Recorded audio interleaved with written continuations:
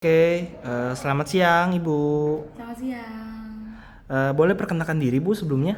Oke, halo, nama saya Mutiara. Saya karyawan swasta yang kebetulan juga seorang travel enthusiast. Oke, terima kasih Ibu sebelumnya sudah meluangkan waktu buat saya untuk saya sebetulnya ingin mengajukan beberapa pertanyaan Bu. Tujuannya untuk menghadirkan Ibu di sini seputar temanya itu pengaruh media sosial di era digital terhadap CRM bisnis travel. Oke. Karena kan kebetulan ibu ini kan travel enthusiast ya, jadi Mm-mm. pasti menurut saya pandangan ibu pasti lebih yahut lah gitu. Yahut.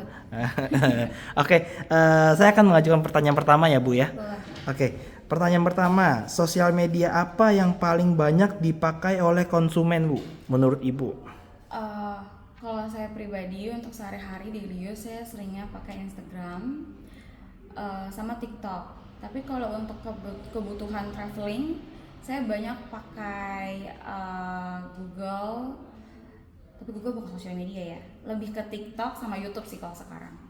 Soalnya kalau di TikTok tuh kadang banyak orang bikin travel mini vlog kayak gitu kan. Jadi buat lihat gambaran singkatnya tentang satu tempat, satu destinasi tuh enaknya di TikTok. Karena TikTok paling lama 10 menit, tapi orang Indonesia paling bikin kayak semenit, 3 menit kita udah dapat gambaran besar. Oke, tempat yang ini seperti ini, saya mau pergi misalnya. Tapi kalau misalnya saya udah tahu nih saya mau ke satu tempat dan saya butuh informasi yang lebih mendalam, butuh banyak informasi lainnya, saya akan pergi ke YouTube gitu. Karena di YouTube ada berbagai macam jenis video yang ditawarkan. Kenapa? Dia nggak cuma ada vlog. Biasa kan kalau orang Indonesia sekarang, even dia bukan influencer, orang biasa pun mereka bikin vlog gitu kan. Menurut saya itu yang paling informatif karena mereka jujur apapun mereka informasikan dan biasanya lebih tertata, nggak ada niatan untuk jualan, untuk marketing dan lain sebagainya, biasanya nggak ada gitu. Jadi saya bisa nontonin vlog-vlog mereka. Kedua, kalau mau meyakinkan diri lebih lagi, biasanya saya ngeliatin video-video orang-orang yang lebih profesional dalam tanda kutip, misalnya yang punya destinasi tersebut, atau enggak influencer-influencer besar, atau enggak dia adalah travel account yang emang dia sengaja bikin video untuk banyak destinasi kayak gitu sih. Jadi kalau ditanya apa, ya itu YouTube dan TikTok. Oke, terima kasih Ibu jawabannya. Pertanyaan selanjutnya, seberapa banyak sorry. Untuk pertanyaan kedua, seberapa sering Ibu suka menggunakan sosial media sebagai informasi untuk jalan-jalan?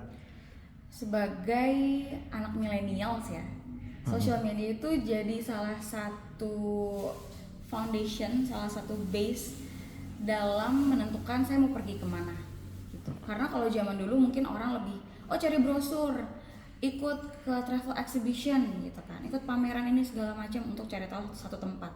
Cuma dengan perkembangan zaman, dengan perkembangan sosial media, dan kita sebagai anak milenial, saya gitu ya, nggak lepas kehidupannya dari handphone, gadget, berarti dengan internet, dengan sosial media. Jadi Betul. kalau dibilang seberapa sering, sering banget gitu. Bahkan bisa dibilang sosial media itu main information saya Oke. dalam traveling. Oke, baik. Terima kasih Ibu jawabannya.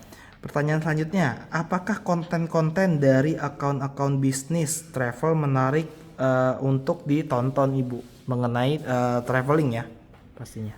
Kayak jawaban yang sebelumnya gitu ya. Kalau untuk menarik apa enggaknya, of course menarik gitu. Karena itu jadi salah satu daya pikat untuk orang-orang akhirnya mau pergi ke satu tempat gitu kan, ke satu tujuan. Tapi kalau misalnya disuruh pilih, saya prefer video-video yang kayak tadi, orang-orang awam. Cuman kalau tanya menarik apa enggak sih dari travel business, of course menarik. Kenapa? Karena mereka biasanya punya budget.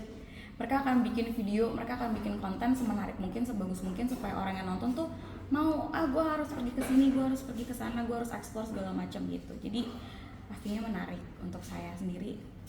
Oke. Oke, mantap.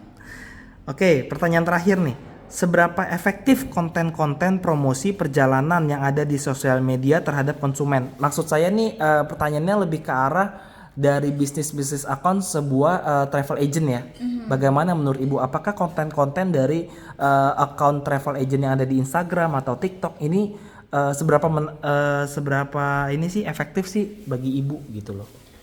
Kalau misalnya kita kasih indeksnya ya, buat saya tuh sekitar 8 dari 10. Kenapa? Karena sebagai anak millennials yang keuangan secara finansialnya itu untuk traveling masih terbatas gitu kan. Jadi konten-konten travel agent itu tuh menarik banget. Karena secara budget sudah diaturkan semuanya supaya seekonomis mungkin. Mereka udah aturkan produk-produk, rute-rute, tur-tur yang dibuat seapik mungkin supaya dengan harga sekian kita bisa dapat sekian banyak gitu. Jadi kalau tanya menarik apa enggak, sangat menarik. Nilainya tadi 8. Duanya kemana? Well, karena sebagai anak milenial juga kadang kita pengen coba hal yang lain gitu kan, yang mungkin dari produk travel agent, konten-konten travel agent itu belum ada gitu kan. Tapi kalau ditanya menarik apa enggaknya sih oke banget.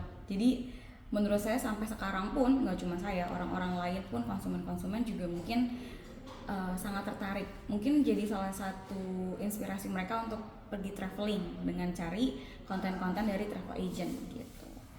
Oke, baik. Terima kasih. Menurut saya sekian, itu saja pertanyaan dari saya. Saya cukup puas jawaban dari Ibu Mutiara ya.